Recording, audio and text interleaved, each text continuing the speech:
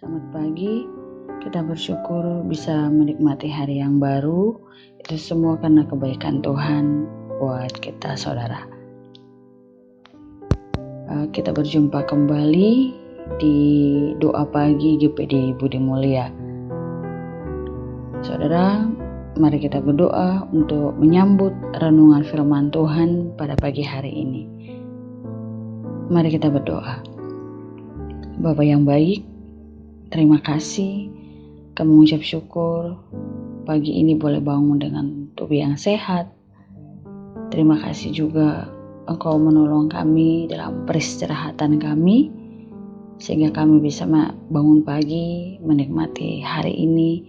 Bahkan kami percaya sepanjang hari ini Engkau bersama kami, sehingga kami bisa menjalani hari ini dengan sukacita dan juga dengan pertolongan yang daripada Tuhan.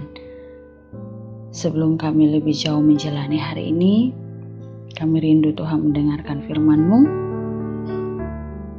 Kami haus akan firman Tuhan yang akan memberikan kekuatan dalam hidup kami, dalam kami mengiring dan melayani Tuhan. Berbicaralah Engkau bagi setiap kami pada saat pagi hari ini. Terima kasih Tuhan, kami mengucap syukur di dalam nama Tuhan Yesus Kristus. Haleluya, amin. Puji Tuhan, firman Tuhan pagi ini dalam Roma 10 ayat yang ke-10. Demikian firman Tuhan saudara. Karena dengan hati orang percaya dan dibenarkan, dan dengan mulut orang mengaku dan diselamatkan. Puji Tuhan saudara. Saudara, ternyata latar belakang penulisan surat Roma ini, di mana surat ini ditulis oleh Paulus dan ditujukan bagi orang-orang Kristen yang mengalami penderitaan di Roma, yang pada waktu itu saudara ditetapkan suatu perintah bahwa penduduk Roma tidak boleh menyembah siapapun kecuali Kaisar Roma sebagai wujud Allah. Nah, pada saat itulah Paulus menguatkan iman orang-orang Kristen yang ada di Roma pada waktu itu, bahwa meskipun mereka harus mati karena mengaku Yesus sebagai Tuhan, mereka pasti diselamatkan. Nah, di sini ada kolerasi antara pengakuan secara murut tentang Kristus sebagai Tuhan dan juga tentang harga yang harus dibayar, yaitu bisa berujung kematian saudara, penganiayaan yang akan mereka alami karena mereka percaya kepada Tuhan Yesus dan menyembah kepada Tuhan Yesus. Nah, sayangnya iman yang banyak dimiliki oleh orang Kristen sangat dangkal, tidak keluar dari hati. Nah, apalagi dinyatakan keluar melalui mulut kita dengan memberitakan Injil. Saudara yang dikasihi oleh Tuhan, kita tahu bahwa firman Tuhan itu ya dan amin. Firman Tuhan tidak pernah berubah. Alkitab mengatakan bahwa barang siapa yang percaya kepada Dia tidak akan dipermalukan, seperti ayat yang sudah kita baca barusan saudara.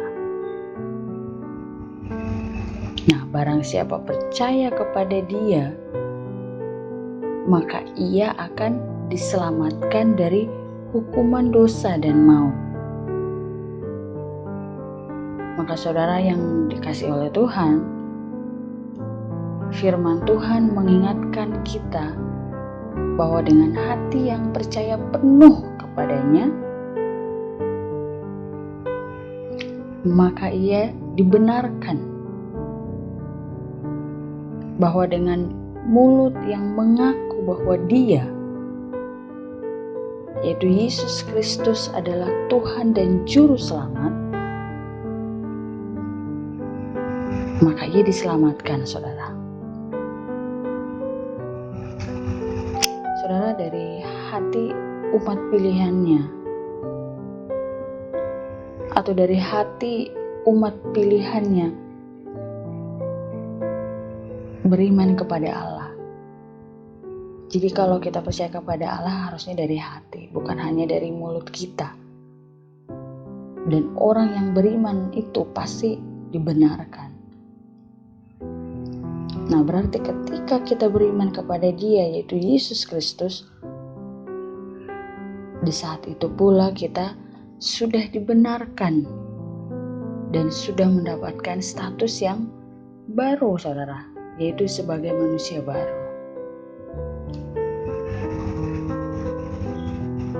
Saudara, perlu kita ingat bahwa pertobatan dan iman terjadi sebagai respon kita terhadap kelahiran baru yang dikerjakan oleh Roh Kudus dalam hidup kita. Kenapa, saudara? Karena iman kita bukan berasal dari kebaikan kita yang mana memilih Tuhan sebagai Tuhan kita. Tetapi itu semua karena anugerah Allah yang telah memilih kita.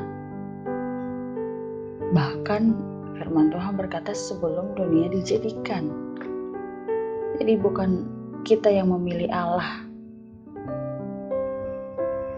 menjadi Tuhan kita, tetapi Allah yang sudah lebih dahulu memilih kita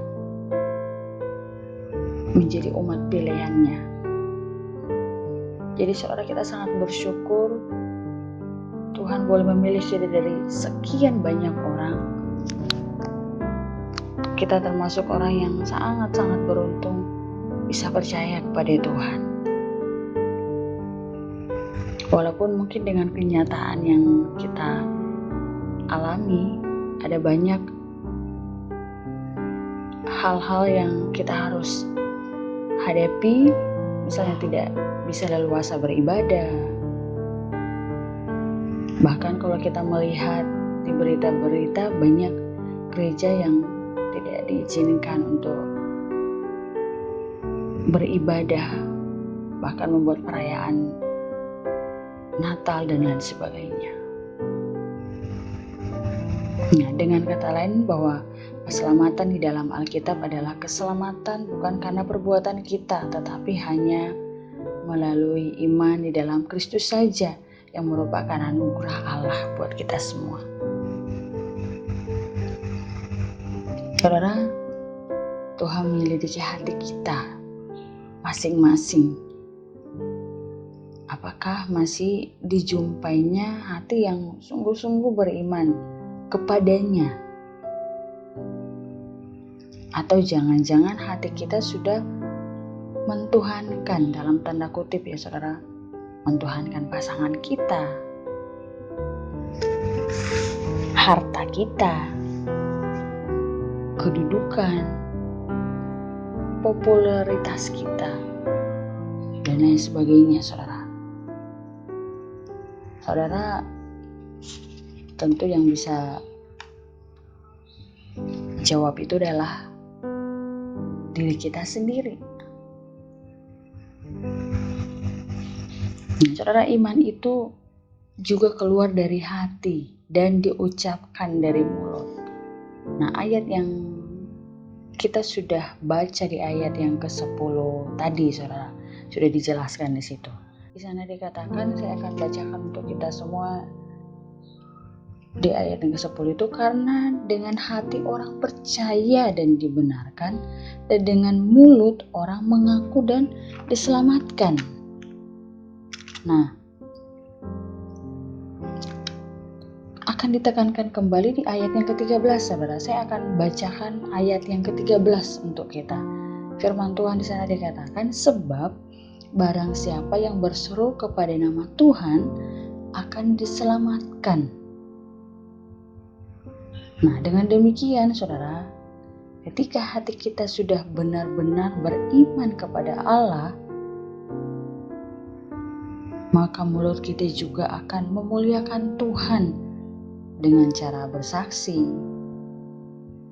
dan memberitakan Injil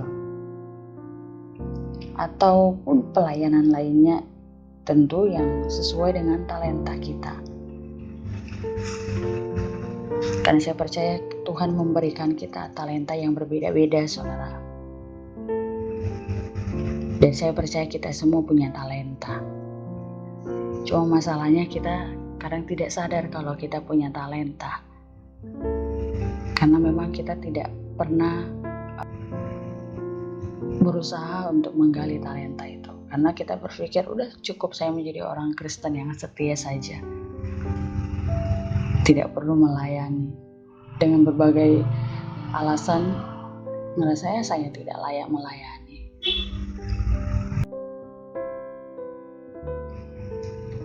Karena di saat hati kita benar-benar beriman atau percaya sungguh-sungguh kepada Allah, maka dengan sendirinya kita akan memiliki kerinduan untuk melayani Tuhan, saudara. Jadi kalau kita ngerasa tidak memiliki kerinduan untuk melayani Tuhan, perlu kita koreksi lagi, apakah kita memang benar-benar sungguh-sungguh percaya kepada Tuhan. Dan kalau memang ada dalam hati kita ada kerinduan untuk melayani Tuhan, maka jangan mengeraskan hati juga.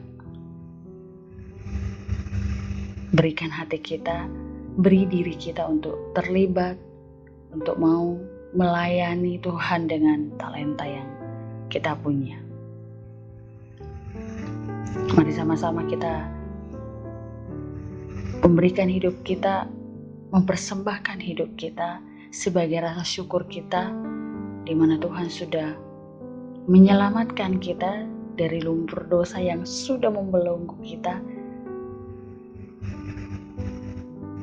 dan Dia memberikan kita status yang baru, hidup yang baru, menjadi anak-anak Allah, saudara. Maka mari kita mengasihi Tuhan dengan segenap hati kita, dengan cara memberi diri kita untuk bisa melayani Tuhan. Memberikan waktu kita juga untuk melayani Tuhan. Jadi jangan hanya sibuk untuk bekerja di dunia ini, saudara, tapi mari kita juga memberikan hidup kita untuk melayani Tuhan. Puji Tuhan, Tuhan kiranya menolong kita dan memberkati kita semua. Mari kita berdoa, saudara. Bapa, terima kasih buat pagi hari ini. Engkau masih mengasihi kami. Terima kasih juga buat keselamatan yang Kau berikan buat hidup kami. Kami bersyukur Engkau memilih kami menjadi umat pilihan-Mu, dan terima kasih Engkau melayakkan kami untuk menjadi anak-anak-Mu, Tuhan. Kami menyerahkan hidup kami sepanjang hari ini, dan juga dalam segala aktivitas kami, Tuhan, yang bersama dengan kami. Dan bawa kami, hidup kami untuk semakin lebih lagi di dalam Tuhan, mengasihi Tuhan, dan mengandalkan Tuhan dalam hidup kami. Berkuasa Engkau Roh Kudus dalam hidup kami. Engkau menjadi pembela dalam hidup kami. Kami jalani hari ini, kami berdoa, bersyukur. Haleluya. Amin.